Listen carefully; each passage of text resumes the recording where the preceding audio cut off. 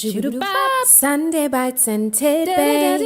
This life they'll help you live it and get yourself together. Sunday bites and tidbits. Hey y'all, welcome to Sunday Bites and Tidbits. We are so excited to have you here today. Now I want you to make sure you subscribe, like, and follow us because we have some of the best guest assistances on this show. And if you know what's happening, you got to stay abreast and you got to follow us. And I'm drinking kombucha and I got the bell. But that's what happens, bites and tidbits. So if you want something to drink, go grab it. If you want something to eat, go grab it and come on back and join us. So, hey ladies, how you doing? Hey Tara, how are you? Hey baby. Hey, how you doing? Hey Sylvia. Hey Babette. You look beautiful. You guys are so pretty. So are you? And so are you, sweetie. Well, I appreciate that. Y'all good? I'm good. You weren't feeling too well the other day. Oh, you know how you got a little something chasing you, but the way we eat, the way we live, whatever, it's gotta tackle me to the ground before I stop. And it kind of did that on Sunday. It said, you're done now. So Good. I feel a lot better today. So yeah, life is good. I'm good. I'm excited about today's show. Oh, yes, I know. We have some of the best guests coming on. But what are some inspirations for today? Like, what could we share? Each of us share. You want me to go first because I did have an inspirational weekend. I was going through one of those moments where it just felt like everything that was gifted to you was being snatched away at the same time, and I was like, "Come on, what the heck?" And then I just sat in, and I remembered our conversation with Senator Carol Mosley Braun when we were talking about reminding ourselves to stay in the moment of everything and not getting caught up in the other things of what's coming or what's not coming. And I said, you know what? Today it's a good day. I'm alive. I'm healthy. I get to do nothing while everything works itself out. And when I tell you, the moment I did that, and I reminded myself of the day and the moments and the value of just taking a deep breath, that we take that for granted, that everybody's not breathing the way they'd like to breathe today. My friend Angela, who's been having breathing challenges since 2024, I say prayers for her every day. She was fine and then she wasn't. The gift of just a breath, we forget about that.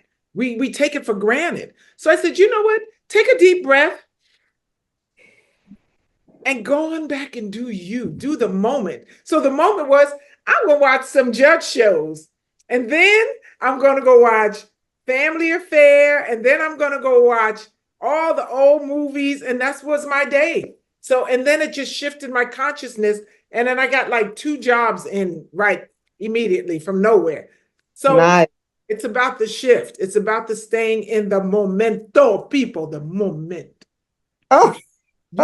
Beautiful. That's beautiful. Congratulations. Yay. Yeah, that's beautiful. I'll go next. I have one.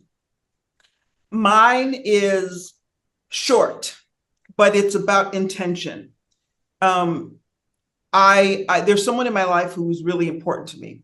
And no matter what she's doing, or no matter what she's kind of going through in her own kind of space, she always figures out a way to be a blessing to someone else. I got 30 seconds free.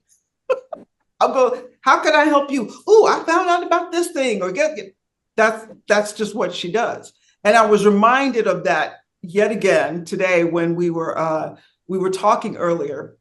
And she said, hey girl, I got this thing. I'm gonna send it over to you. And then we could, it'd be a blessing to you. We could, and I'm just like, and I know she had a show to shoot like 15 minutes from the time she was on the phone with me. and she was like over here trying to figure out how she could bless me and how she could be a blessing.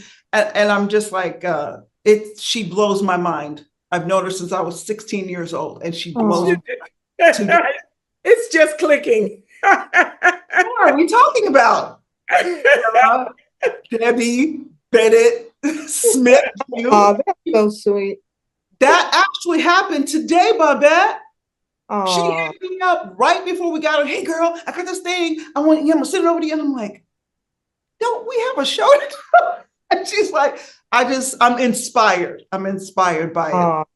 That every was, That's that my But intention. that's the purpose of the show for us. Each one teaches one, each one feeds one. We Yeah. are one, and when something blesses me and I can be of service to someone, that's what I want to do. I want to be of service to them because it may not come back from them, but it will come back from someone or Yeah. something or someplace. Yeah. But anything you want to share? well, just telling Sylvia, thank you for telling me that I could be frustrated. Thank you, honey. Don't you make me cry on this show. I don't get my lashes And we done. all gonna be all messed up before Keesha comes on, all beautiful Keesha. We looking all raggedy and broke down our Yeah. eyes. And I was so girl, these computers and all this stuff be driving me. I was almost turning flips over here. And Sylvia said, it's all right, you can be frustrated. It's okay. I was like, thanks. And that's a Anyway. reminder because we do, these things take us to habits, you know what I mean? And our habit might be to go right, girl, don't ever drink kombucha on Bites and Tidbits. This thing is like drinking alcohol, like beer. All I'm just burping over here and trying not to burp. This thing is deep. But anyway, it just reminds us that, someone comes into our lives to remind us of the things that we need to work on. And also when those things come up, it reminds us that we don't have to do that.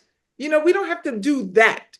We can make a different choice and make it easier on ourselves because the thing that we do just frustrates us even more.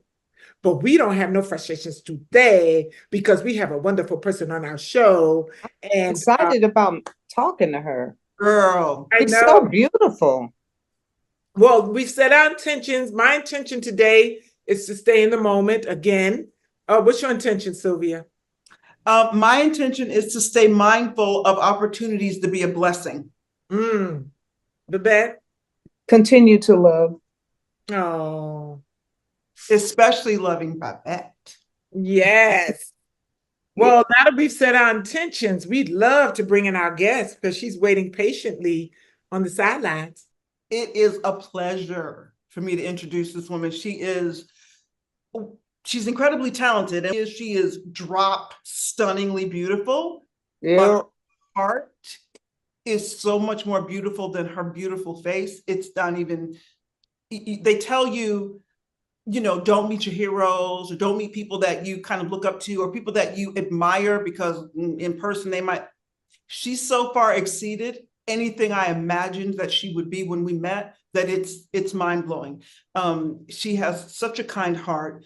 Her range is just bananas. She is the ultimate triple, quadruple threat singer, dancer, actress, model, producer, director, all the things. I'm just going to give you guys a little glimpse and then we'll get her on so you guys can hear from her. But some of the iconic roles you might remember her from: Girlfriends, Lethal Weapon, The People versus O.J. Simpson, American Crime Story, and behind the camera, she's directed, and this is mind-blowing to me, over 20 directing credits.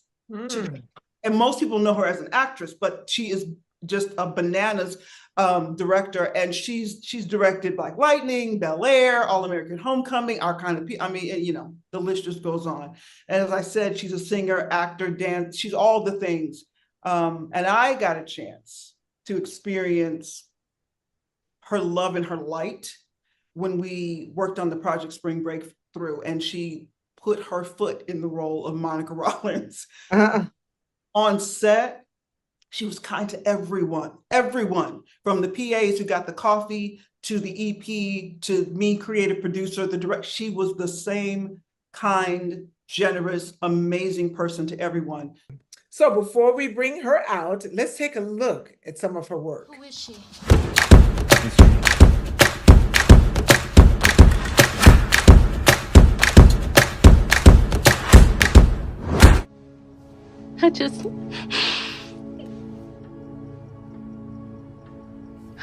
I'm ready to welcome somebody to our table. You made the world your stage. You wanted the attention. Now you got it. Didn't make it. I'm sorry, huh? Remember those words. Tell me a story, Z. What? Since you can't keep your mouth closed long enough for me to read this magazine, you tell me a story.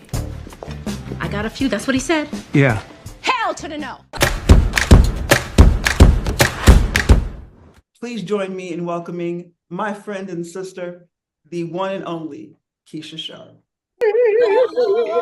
Oh, beautiful, beautiful. How are you? I'm good. How is everybody else? Wonderful. We're so happy to have you here. Thank you. I missed you. I miss you more. Oh, We can't do that right now. We can't do that. Wonderful. So, Keisha, what Yeah. got you inspired? Like, what was your inspiration to get into acting? Tell us a Oh, little wow. bit how you got started.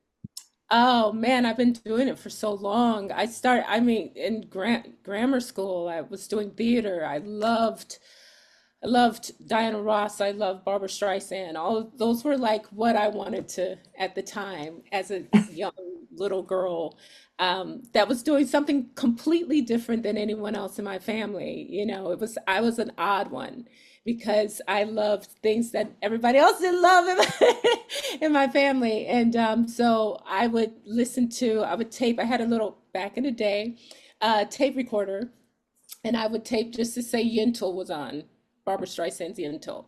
I would tape the recording on the TV and then go in my room and sing with it. When my brother and sister were listening to what was popular, whatever was popular at the time, but that's where it started for me. I loved the idea of singing and telling a story. And there's nothing, I just was so passionate about it growing up. And music was very important to me as well. And yeah, that's kind of how it started for me. oh, that's so precious. That's so precious. I have a question. Yes. I hold my question, Deb. Should Sure. I jump? Thank you. Okay. I just want to ask. So Yes. this is bananas, and we've talked about that. Yes. Oh, so I have a question I'm supposed to ask you, but I'm going to ask you something else. Okay. Okay, go. How do you stay inspired? Not by the craft, by the business, to stay in the game. How do you? I do understand that question, and it's a great question because, Brad and I were just discussing this today, where, how do you stay inspired? I love what I do. It really is, it comes down to that. It would be great to get paid really well to do what we do, right? Of course, we want to be able to make a living. And I never want to say I would do it if I didn't get paid, but I kind of would. Yeah. I love acting. I love the art of creating a story and telling a story. If I were doing it at a local theater or at a high school where, even when I was growing up, I was involved with a lot of theater programs and going in and making a difference by telling the story. We would do improv and talk about whatever the kids were going through. If it was troubled youth, we would try to put on an improv thing to help them understand and be able to talk about what they were going through to find healing. So I love what I do, and that's what keeps me motivated, because if it were about the business, I would be out of it so fast. I would be, living out in Montana with a home with my own farm and, just going out and hiking and doing all those things. There's a part of me that loves that. And then the other side of me, it's like, but I'm supposed to be doing this. Oh, And somehow changing the world through storytelling. nice. Yeah. Yeah. Nice. Nice. You about to say something about? No. No, I was just listening to her and I got it, man. I love that part about you would be in Montana and doing those things, but you're doing your first love first. Yeah. Well, That's you know what? It's so funny, Keisha, because Yeah. I try to hike at least every day. every day. Some days I don't, because like right now I told my, but whatever the situation, Yeah. not from the Bronx, technically, then Yeah. into Manhattan, we do no hiking. We can hike anywhere. And every time I'm out, Listen, you can hike up to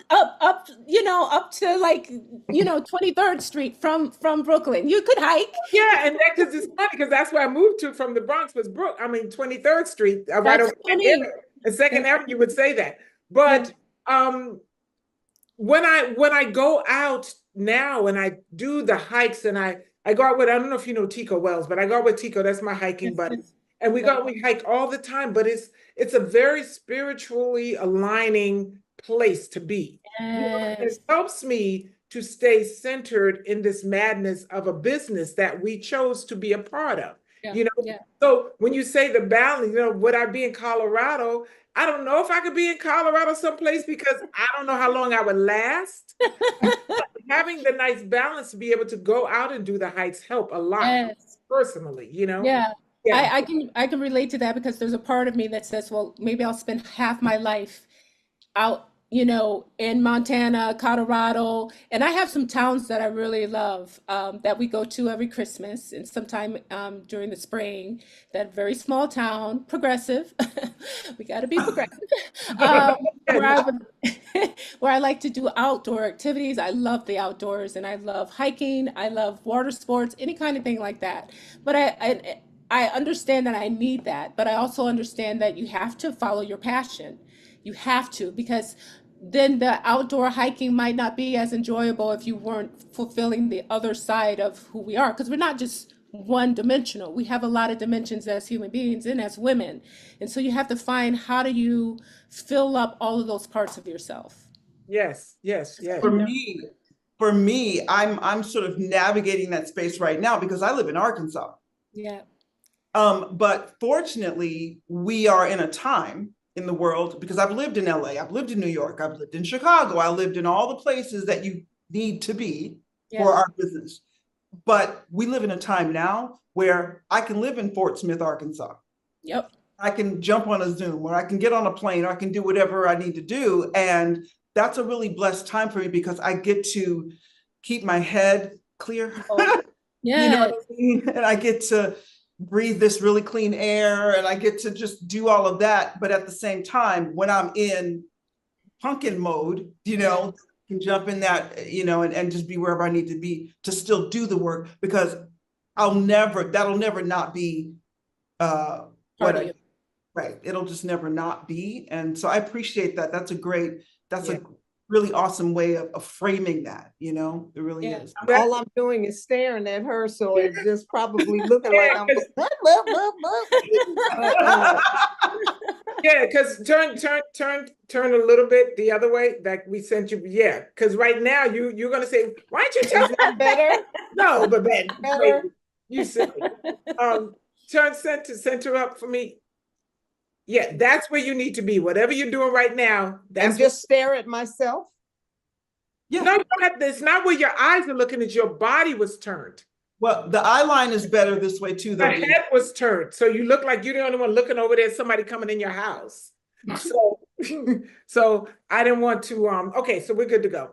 All righty, Babette, you got a question for sister girl here? Keesha. Yes. I'm scared to look at you.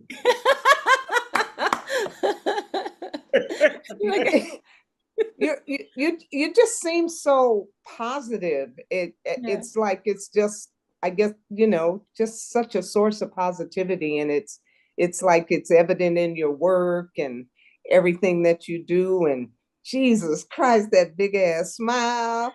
And I mean, I've seen some really pretty women, but Lord have mercy, girl. Anyway, yeah. So how do you manage to stay so positive, especially considering how challenging the film industry is? Okay, wait, hold on, Keisha. Let me get my eyes back. All right, go. I think for me, I've always been this way. And sometimes, I guess my husband will tell you, because he's not always this way. So for us, and we've been together for 30 years. So I'm always the one that's super positive. I've been this way all the time. Sometimes I have to bring him on board and maybe that's why it works, because sometimes I have to be like, you got to see, I just do. I just look at what is positive, because the alternative I don't want a part of. I don't want to be a part of the, what if it doesn't work out? I don't want to be a part of the dark side of things, because we got enough of that. We see that enough. If you want some of that, just turn on anything. You will see that.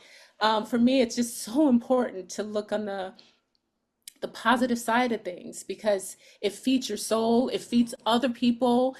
It's just such an energy that I think is so important as human beings to look Yes. on the positive side of it, because you can always say what can go wrong, but Right. gosh, what could go right? What can go right? What can Yeah. go right? Let me do Yeah. that instead.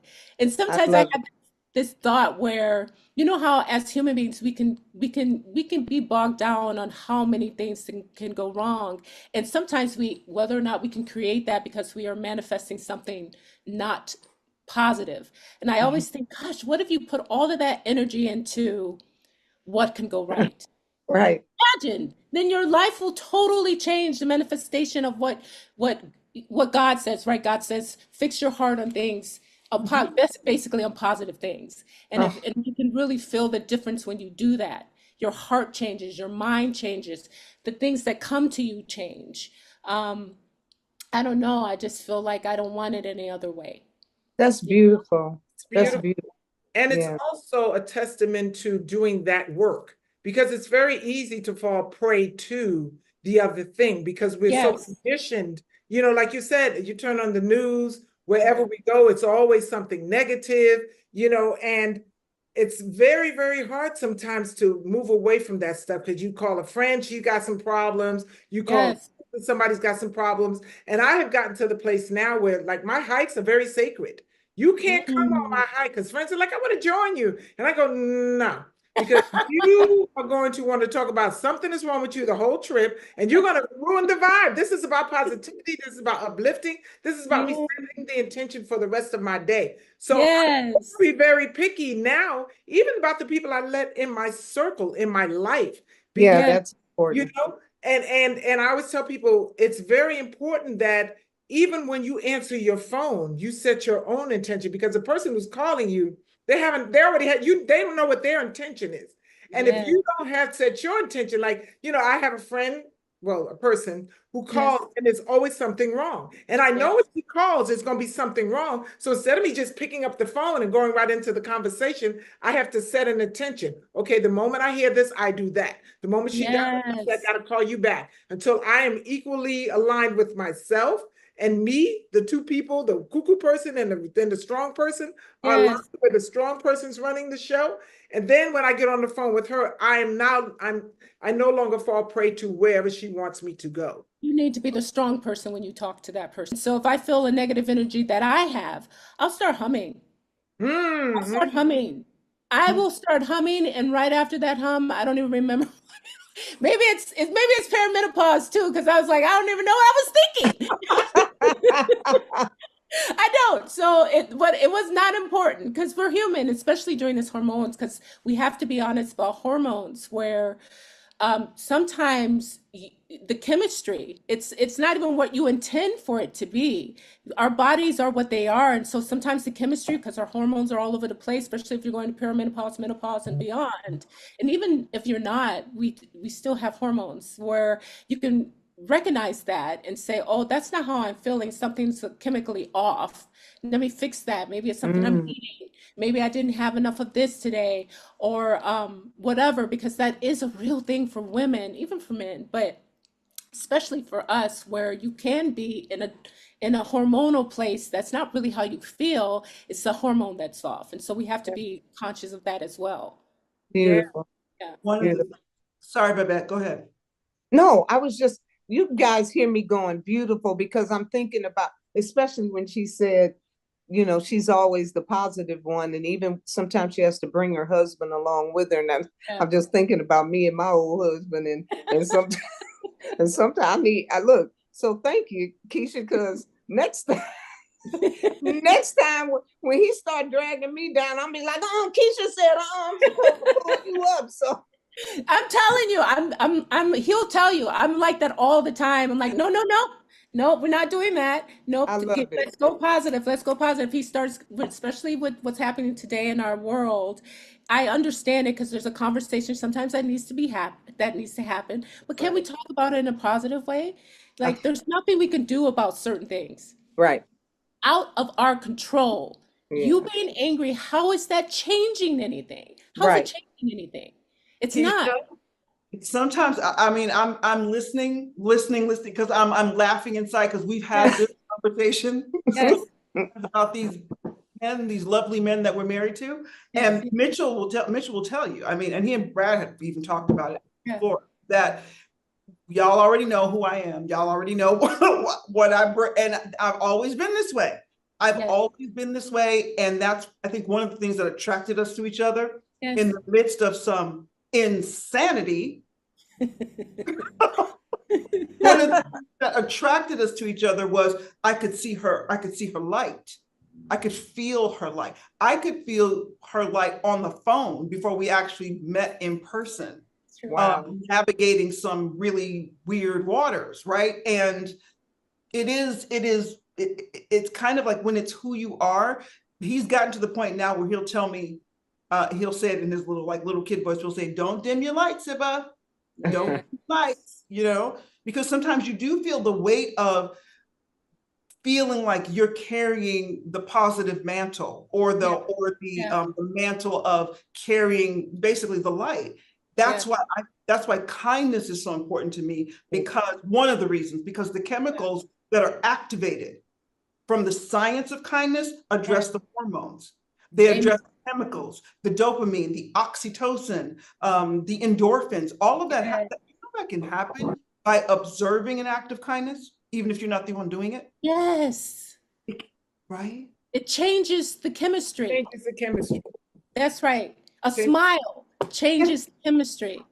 If there's a difference, you can run into someone in life, right? And someone's really nasty to you, right? And that happens, especially in this world. And so I can choose to go with the nastiness, right? I can choose to engage that, but I can choose to also smile at that person. That all of a sudden it changes the chemistry of whatever was happening. And you don't know what people are going through in their lives, right? It may be personal or may not be. 9 times out of 10, it's not. 9 times out of 10, they're dealing with a lot of stuff in their life. And I can either engage in that negativity, which is easy to do. Yeah. I mean, it's easy to do. If someone gives you an attitude, well, I'm gonna give you an attitude back. But instead, I'm at the cashier and I can feel whatever that is you feel, and I can choose to smile and just say, yeah. And all of a sudden, it changes everything. It's funny because I do that as an exercise just because. I love that. I love that. So one time I was someplace at the court thing doing something, and I can tell the lady behind it, she was just waiting for the next person to come up with her little snippy. So I said, "Oh, so this is gonna be fun. Let's see how powerful you are," because that's what I'm saying to myself. So I got up to her and I said, "Hey, girlie," I said, "First of all, let me just start by telling you, I applaud you for doing this job." Listen. I said, not a lot of people can manage all these personalities. I said, and you look beautiful today, and that green is working on you. I just went in. And by the time I was done, she was like, "So what do we need?" You. She shifted everything. And people are looking. They don't even know that they're looking for someone to help them along when they're in that space. And sometimes we just have to, when we know better, we have to do better. Do better. I love that. I love that. I love that, even that thought of, if I see someone, because you can see people sometimes, like you were in line, like you saw it already, and you can either go, "Oh boy, here we go," or you're like, "Oh, this is a challenge. I want to send her love. I want to give her, I want to bless her. Even if she doesn't take it, I'm going to keep giving it to her.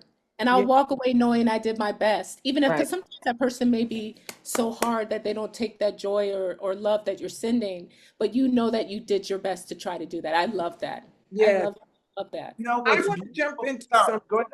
No, Go ahead. I was just gonna say one little thing. You know what's beautiful about that, Keesha? You said it, and you said it too. You can sow the seed. It's not up to you to water it and to make it grow. There you go. Sow the seed. And when you sow it, even if it boomerangs off their hard heart, it bounces back to you. Yes, ma'am. Yeah. Right? And it changes the atmosphere the way you did, Dee. Then that still grows up in you, and it's still blessing you, even if your intention wasn't to get yourself blessed. Yes. You're blessed anyway.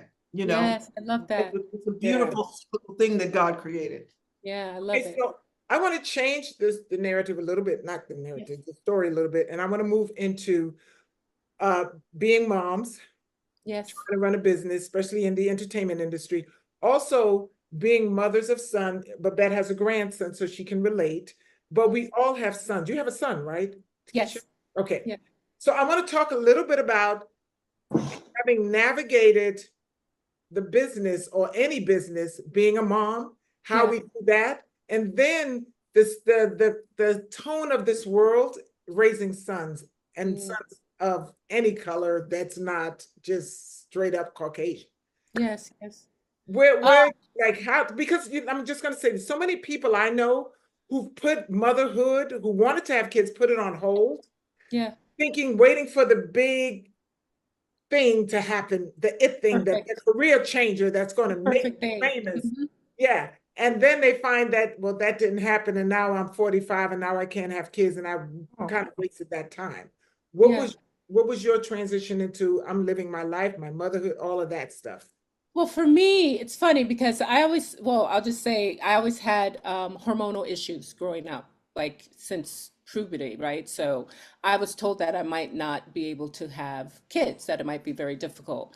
I was on birth control to get my cycle to be per, a month. And then I started learning that that's not good for you. And then I wanted it out of my system. I did homeopathic to get off of it.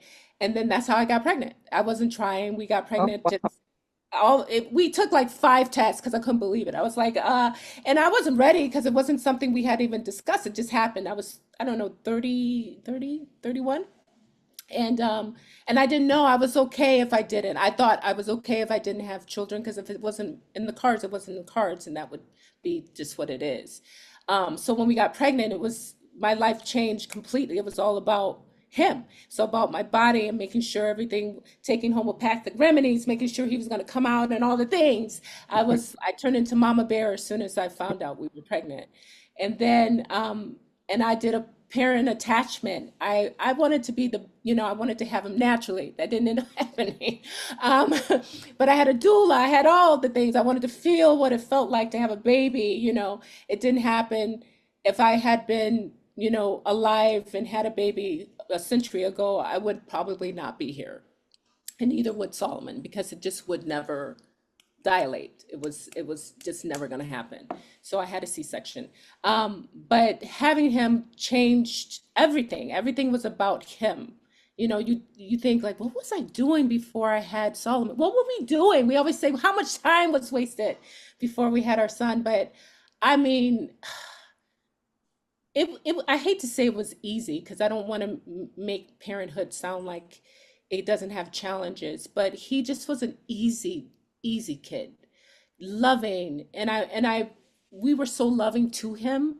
A parent attachment. I breastfed for 2 years. Ooh.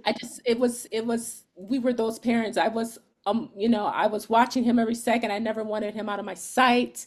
When we would go out, he would never, there was one time, I can remember because it was one time, I was shooting in Connecticut for a show, and we were there for 2 years, and he was 4 or 5, and we went to the park. And again, I was that parent that he never left. I was always nervous.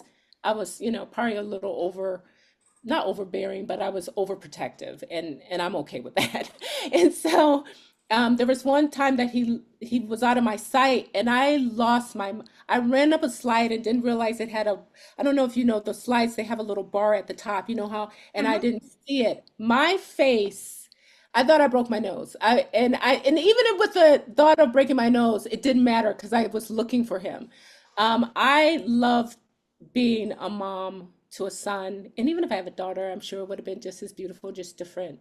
Oh, And he's in college now, but I feel like we raised him so well. He was okay leaving. It wasn't.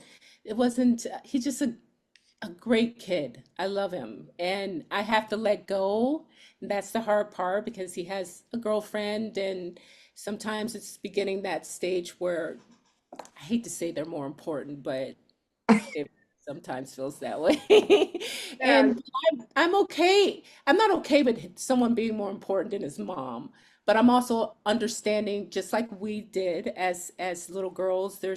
And there's a time that the separation happens where that person becomes a little more important to them to a degree. My husband's having a little more problem with that, but I'm I'm always saying, honey, this is the circle of life.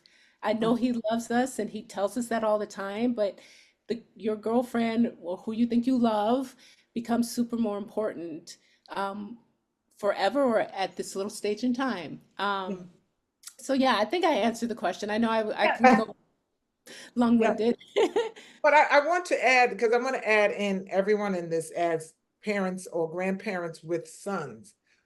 How do you navigate I still am working on myself, because when you say you were overbearing, I have twin boys, Oh and wow. a daughter. So I have, where are you going? Which side you going? Can't y'all just go together so I can worry about the one place at one time? But with that said, with the state of the world, the police and all this other Yeah, stuff, where do you fit? I have such, and I'm working diligently, but such anxieties I have to work on with that, yeah, yeah, that, and I know mine comes from losing my mother at a very early age, that there's a sense of I don't get to keep things that I love, you yeah. know. So I have to work on constantly when they're out of my sight, or just be so busy that I forget. Yes. So, and I'm finding that I was talking to a couple of my other friends whose parents are still alive. They still have that same anxiety. So I'm like, Yeah. okay, so maybe I'm not just crazy. It's just a thing that we deal with. But Beth, I'm gonna start with you, and then I'm gonna come around because you're a grandparent. Do you, even as a grandparent, because I'm saying, well, maybe when they get parents, I'll have less anxiety. Yeah. As a grandparent, do you have um I forgot to put myself on the thing. Um, do you deal with any of that? Tara, With this Tara, Huh? Tara. Okay, so I had one grandson, and he was always an incredibly sweet, Yeah. sweet kid. But I wasn't around him a lot. He didn't grow. They moved to Nevada, and I've been so busy with the business. Mhm. The one grandkid that I did spend a lot of time with was my granddaughter. Yeah. And yeah. Uh-huh. And I was glad she had a mama. I don't know why you started with me. I don't know why. Thought about grandsons. I didn't bring up the granddaughter because I know, but okay, well, anyway. so we're gonna go on to you, and we're gonna end with you, Keisha. Sylvia, we know that you are a very special child, the most special child, that I think that we don't even get how special our children, who have other types of ways of doing things. I just really believe that they're more aware, more aligned than we are as humans, because they just are filter free, carefree. That Yeah. Go ahead, Sil.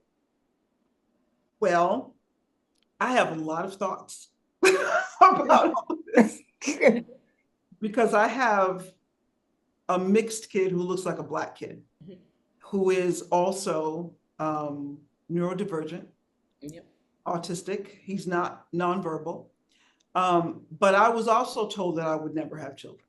I was actually told at 16 that I had an infantile uterus and I'd never be able to carry a baby to term. But the thing I always say is they forgot to tell the children. Mm-hmm.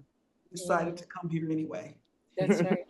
And I had a cancer diagnosis when I was pregnant with my twins. I had a death sentence. They told me I was 24. They told me that I would be dead within 6 months of their birth, possibly a year, maybe 2 years of quality of life. And so I needed to find someone to raise them. That's not a thing. I'm 24. I'm not finding someone to raise my kids. I'm going to raise my kids and I'm going to celebrate their birthdays and all the things. And obviously, that's what happened. That's a different story for a different time. But in terms of what Keisha was saying about this whole idea of being the whole push and pull of knowing that you've raised a young man, you've raised a godly young man who is brilliant and beautiful and kind and all the things. and you don't want to let go, but you also are someone who understands scripture. When Yeah. the Bible tells us to leave and cleave, there's a reason for that. That there is that moment where you have to let go of them physically, but you never let go of them spiritually, which is more important anyway. Yeah. And so but it is a push and pull on your emotions and your psyche. I brought that up because I have had so many moments where Isaiah has left the house, and I was telling his twin, I have twins as well, twin daughters, the other day, that I could be terrified every time Isaiah wakes up in the morning. I could be terrified every time he walks out of the house. Yeah. I've lived in Georgia. I've lived in Texas. I now live in Arkansas. Yeah. And so all of those things, but even when we were in LA, Yeah. all of those times, but there was a point where I realized I am not going to cry.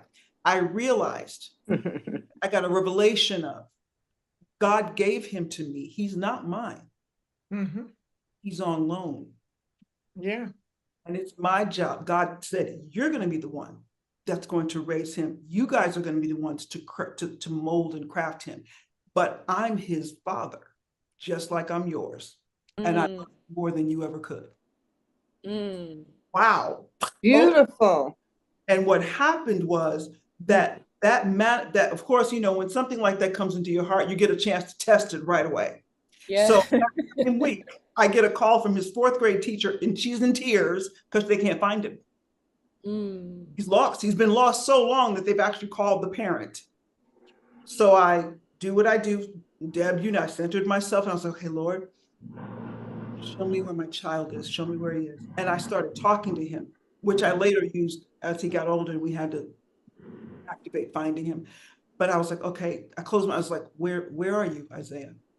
And I saw him. I said, he's in the locker. And they walked straight to the locker, and there he was in the locker. And so all of that to say that when I let go of trusting in my ability to be the perfect parent or the perfect anything, but particularly we're talking about parenting and parenting boys, it was when I stepped into the peace of God around all of that, that makes no sense. Bible calls it passes all understanding. It makes no sense in this climate. It's no sense for me to not be terrified every moment of every day about him. But that is counter to his progress in life, and certainly counter to mine. Yours. Yeah. I'm also a grandparent. So, and people look at me and go, no, I really am. I'm a grandparent. And so when it comes to and I'm a grandparent of boys. My twin girls both have boys, and they look more like Solomon. So they have more of that kind of, you know, but even them in the world, I don't call it grandparenting, Babette. I call it parenting 2.0, because I don't feel any less connected to Landon and Griff and Phoenix than I did to Amber, Ashley, Isaiah, and Christian. Oh, that's nice. Because they came out of me. Right. It's all one thread. And so it's the same thing swaths over everyone. So that's. And I would like to revisit that just for a second, because all of the kids in my family are absolutely awesome. We all have a human journey. We all have an experience. However, my daughter was an amazing gift. I only had one child, but she was an amazing gift because she is still an incredible, incredible woman. She is the sweetest, sweetest woman, smart, just wonderful. I just absolutely love her. Of course, when I am a grandparent, 73 years old, and kids are going to be kids. And sometimes granny's patience just ain't what it used to be. You know what I mean? So that was where I was with, because the granddaughter is more like her daddy. So little stubborn and got her own little way. And she and I used to bump a lot. But other than that, yeah, they're all absolutely wonderful and truly a gift from God, to be in my life. So yeah, I just wanted to make that better Yeah, well, I wasn't. We are. You're a very loving person, so we can imagine. It was just funny because you know what? People can relate to that too. Because you know what? People can relate to that one child or one niece or one nephew or one somebody who just wants to test your patience. And Oh, that's like Keisha said, that's when you got to pull them over to the positive side. Come on, let me pull you over here. So Keisha, your Yeah. mom, you're a working mom, you have a Yeah. son. How do you navigate, him being out there? Now, what part of the college, what part of town is he in for college? He's in Arizona, and Okay, I'm so yeah, he's out there in Arizona, so he's not, I mean, you can get to him a little bit quicker than I yeah. could my daughter being in New York when she was there. But how are you faring and feeling as a mom? I'm feeling it's funny because my husband, when we dropped him off last year, because he's going into his second year, um, I was sad, but I was also very much um, confident in him. I really was. Like, I just because I knew we had done our job and I trust yeah, him yeah. and I pray and I trust in those prayers. My husband, he had a harder time. Like when we were driving home, he was like having, I hope you don't mind. I listen, they need to know it's okay to break down a little. He had a little breakdown. While we were driving, I was like, honey, it's okay. It's okay. He's gonna be fine. I really did feel confident on leaving him and that he was ready. I felt he was ready, and I was confident in that. I missed him. I love when we text and he calls me and all the things. I love when he came home for the summer. But I was confident in him being ready. Um, does that make me any less that I would like to hold on to him as long as I can? No, of course I would. I would. I'm that mama bear. Like, what's wrong? You need me to come? You know, that kind of thing. But I also understand that it was time and he was ready and he loved that I felt that way. I didn't hold on to him. I can't let you go. And we were those kind of parents. We brought him there. We stayed there a week while he was we've always been those parents. When he was in grammar school and he didn't have any friends because he's a sensitive soul, right? And he's a kind kid. I would go and eat lunch with him every day. Like I did not want him to feel any same thing. Yeah. Yeah. We What? we're those mamas. No, I did. I went and I sat down, came and ate lunch with him, and I was okay with that. I didn't never want him to feel alone.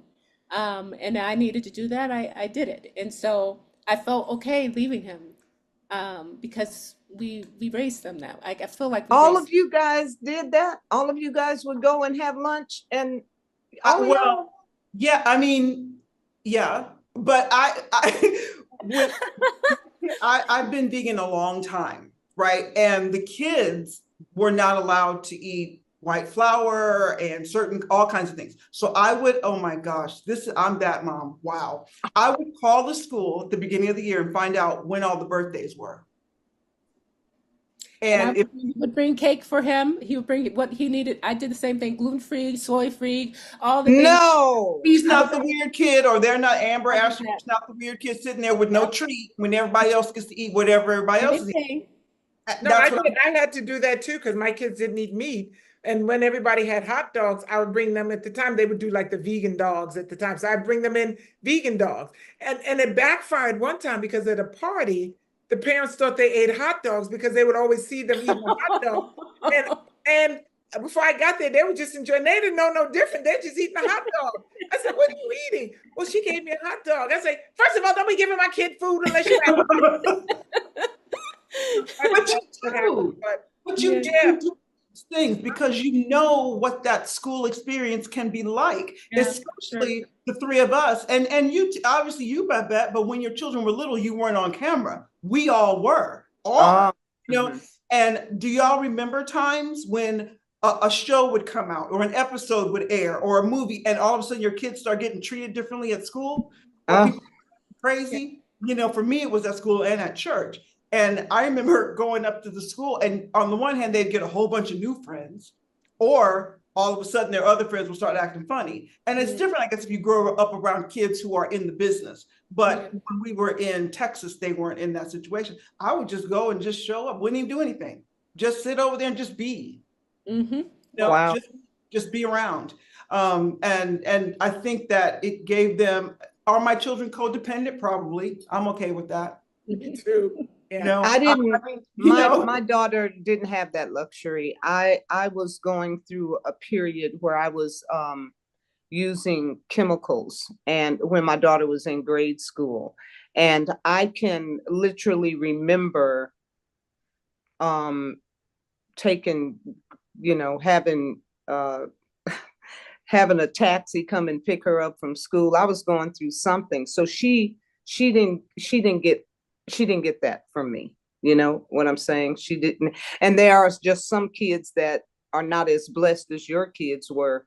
And I think that's beautiful that you guys were there for them like that, you know. Well, let me also say this to that note. We all move through whatever we're moving through, obviously. But fortunate for your daughter that whatever that was, whatever you then gave her, she's the most beautiful, kind-hearted, just spirit. gonna say, So it's like the journeys are the journeys, but it's what we do with those journeys and how we fix ourselves and how we grow out of it, then we teach them. For our son, because we have always been there to pick up or whatever he needs, is to teach him to fly on his own. He's actually a pilot, so not fly literally, but fly on his own in terms of creating his own. Like, we're always there, if it's money, if it's whatever, that he has to learn to take care of himself in that regard. And I think that's a lesson that he's probably going to be the hardest lesson for him. And not the other things, but that is something that he's going to probably struggle with a little. And we have to make sure that lesson is learned. And sometimes that means holding ourselves and being like, he has to learn his lesson, because if he spent some money on a credit card, just as an example, he has to learn that we're not going to be there to save him. Like, what do you have to do now to pay your own bill? And that's hard, because you don't want, I don't know, it's a hard lesson for us to let go in that sense too. if I may, Babette, I wanted to address something you said. And my children, I've had a very interesting mix of the way I raised them. I've been, married before, and we've lived behind the gate in the big mini mansion and blah, blah, blah. But I've also been in a situation where we were all in a hotel room trying to figure out how I'm gonna feed them with $20 for a week. Got it. And my children have been on the orange carpet for Nickelodeon, and they've also understood what it was like to figure out how we were going to drive from New Mexico to, wherever across country. So I used to, in thinking about what you said, Keesha, I used to just kind of beat myself up about not choosing some of the opportunities that were presented to me that would have created this big balloon of quote unquote fame, stardom, whatever, because I needed to choose them, because at that time I was single with them. And I would beat myself up about the hard stuff they've been through because of those choices. But to your point, they learned how to navigate. They learned how to navigate. Paul says that I've been, I've had and I haven't had, and I've learned to be content in all. The kids have had, hindsight is great, because I can look back at it and go, thank you, God, for all of the high highs and the low lows and everything in between, because they've moved 20 something times. Yeah. Have to make friends over and over and over again with all different kinds of people. That's hard sometimes. And they can navigate all those spaces now. Yeah. It's particularly the twins and Christian, in a way that I don't know that they would have been able to had they not experienced all of that. Yeah. It's a blessing now, but at the time I was beating myself up. And anybody who's watching this has a computer or a phone, so tech stuff happens. We had a little moment and we lost a bit of the end. So we're going to do this in part 2. There you go. This is part 1, and we're going to come back on and give you guys the rest of it, because it was just outstanding. And it was. Our shows have been, though. Everybody we've had, right? Everybody has been amazing. So that said, let's go ahead and wrap this one up. And you guys know what we're going to say. Remember, nobody can do you better than you. That's right. And remember, don't ever forget. And when you think about forgetting, just say the words, baby, nobody can do you better than you. Oh, for sure. Nobody can do you better than you. See you next time. Be up a part two.